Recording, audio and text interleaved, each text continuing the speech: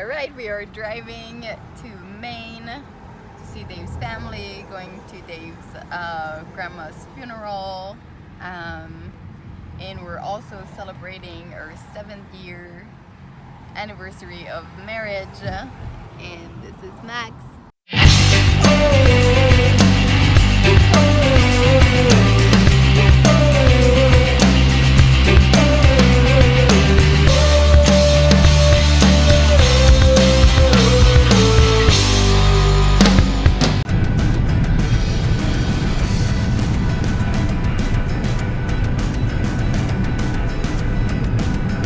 Driving through Saugus, Massachusetts, where we're gonna stop and get a lobster roll. We're gonna talk about the Pats and Tom Brady and how he's the greatest quarterback of all time because he's wicked freaking smart.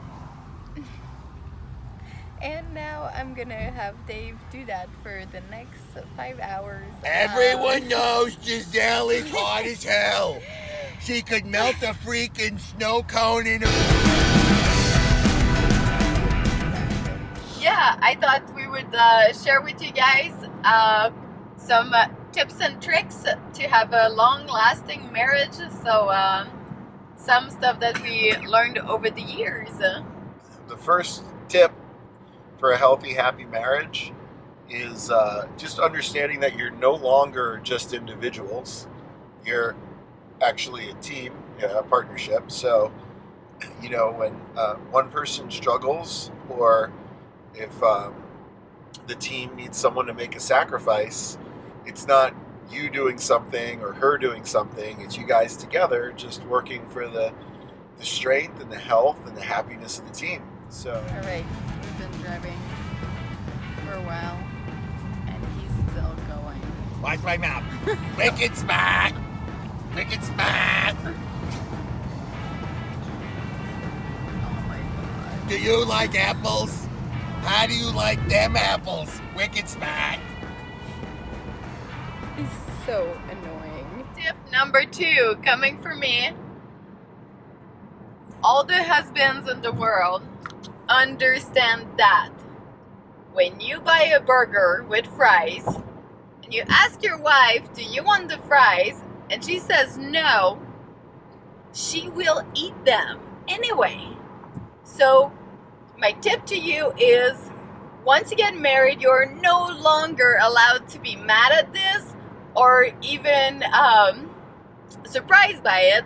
And the same thing applies to dessert. If she said, I want one bite, know that she will eat it all, but don't buy one for her, because now she'll feel guilty that she ate the whole thing. So take one bite of your own dessert and give her the rest, and that's how you keep a wife happy.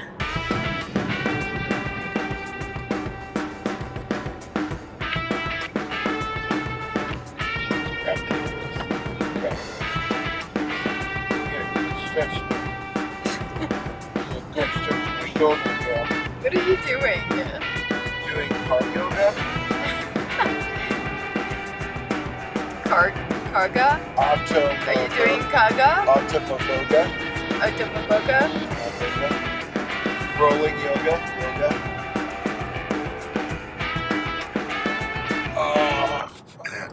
You know, the greatest danger to women is probably men.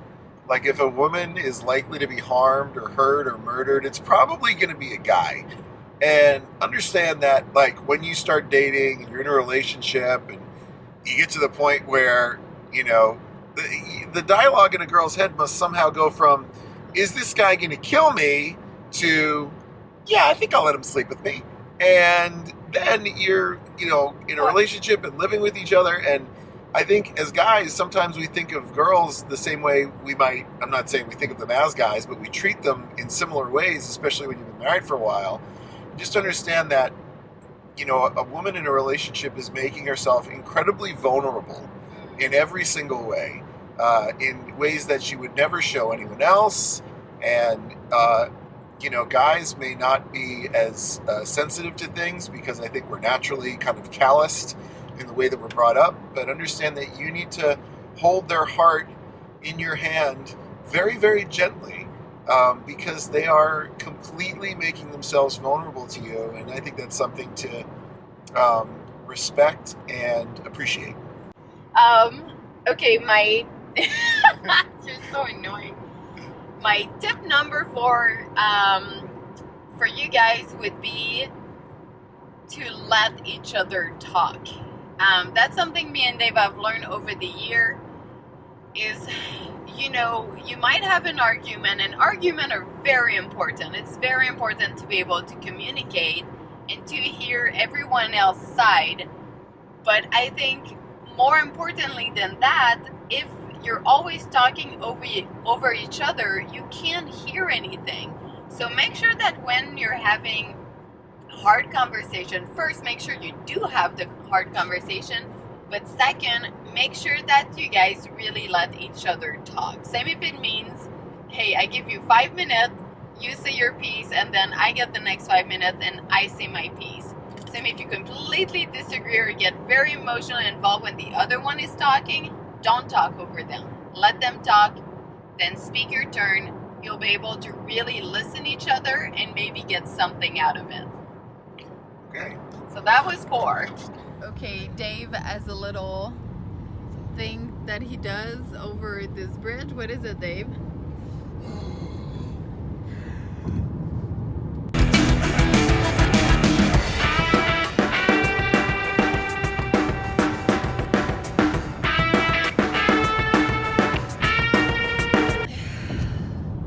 I was so much better than you. You're so much better than me. Kittery Mall, 3 miles. So what did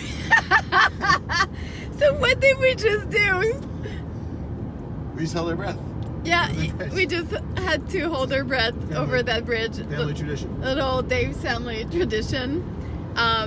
It's super safe. And now we're in Maine. And now we're in Maine.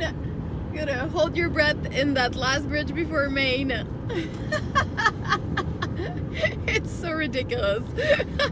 I was like... It's ridiculous how well it works. I was like, I had to like super focus. I'm like, oh my god, Dave is driving. He shouldn't be driving. I pass out and behind the wheel. That would be You terrible. have to take the wheel. But I would still have to hold my breath. Kittery, Southburn, whatever. Alright, we might be getting lost now. Whatever. Yeah, Kittery, closer. We might be getting lost now. My little house now, see you're home. After all in my life, I need you. Karate Kid's my favorite movie. Karate Kid, your favorite movie. Gonna do the crank kick in your face now, Johnny. Crank in your face, Johnny. Here's something again, kind of for guys to understand. When you start a relationship, usually like you and your girlfriend or significant other, like you're going pretty hot and heavy and you're having sex all the time and you know, it's all romantic and happiness, and in some ways, like I think that excitement of a new relationship is something where you're probably having sex more frequently than when things kind of settle down. And for guys, I don't think we always understand that women are just wired differently. Guys think about sex every like 7 seconds. And that's why, you know, you see all these dudes just like staring at asses and boobs all the time because they're just wired that way because of hormones, and they are naturally just pursuing females. And I think sometimes we don't realize that women don't have those same level of urges as frequently. So don't be upset if your wife doesn't want to have sex, and don't get down on yourself. Just keep your head up and keep trying, and when it does happen, appreciate it and take advantage of it.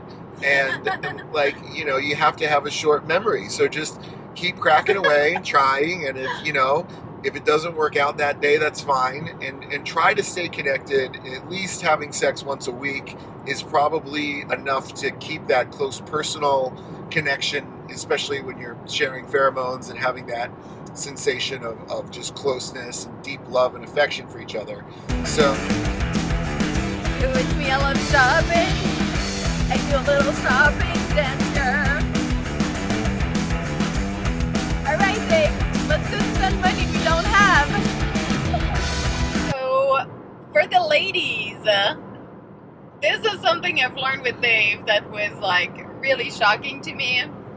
But guys are very sensitive.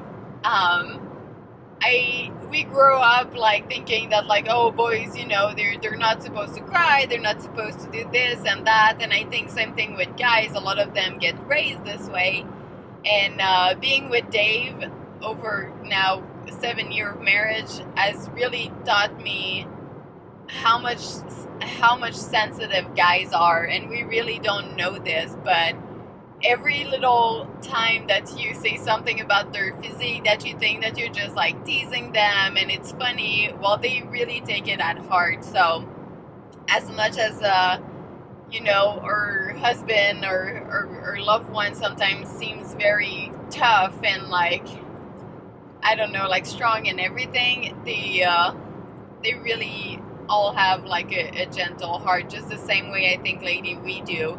They just don't show it as much. I'm very sensitive too, and I never thought Dave was as sensitive as me, and now I know he is. So same thing, I have to hold his little heart in my hand and be very careful with it. And I know that, you know, when I do something, it also affects him. So I'm going to try to be more careful, and I've been more careful with myself over the year, because if I get sad, he gets sad. So understand that sometimes you being selfish and making you a better person, that's what you need to do to keep your husband happy too, because, you know, his heart is yours. So be gentle with them sometimes. Yeah. Say it like your mouth is vomiting. No. Lobster. I'm trying to say it. So what do you think? Lobster. Lobster. Lobster. I can't. I'm so far from it. Little snacky time. Lobster with some veggies. Still in the road trip. This is 7. Okay, cool. So here's, you know, this actually might be one of the most important ones, depending on the nature of your relationship. It doesn't matter who's right. It doesn't make a difference. Whether you're right, she's right, or, you know, all the logic in the world is not making sense to you or your spouse. It doesn't matter. You're not keeping score. What's important is that you just hear each other, and even if you don't agree with the choices, you have to listen to each other's hearts and be supportive. Even if you know it's the wrong decision, even if you know that there might be a better way, pick your battles very selectively. And when you're fighting, you know, it doesn't matter who the right person is. Because to be honest with you, you know, what's right to somebody is what they believe. Whether it's actually right or not doesn't really matter. If they believe or they feel a way, enough logic in the world will not change that. So just respect that, even if you don't agree with it. Because what's most important is that people feel loved and supported, not that they're being managed. Yes, and at the end of the day, going with this, we go back to our tip number 1, which is you are teammates. So with being right or wrong, it doesn't matter. At the end of the day, your husband and wife should be the one person in the world that it will have your back no matter what happens. So when shit hit the fan, remember that Dave or me, we're the one in your corner to each other. Exactly. Ride or die. Where you go, we go. And we're both in, and it doesn't matter who knew better beforehand or this and that. You guys make decisions together, and you live and die by those decisions till the end. And I think that allows you to be successful regardless of the outcome, because you're strong together. That's it. That's it.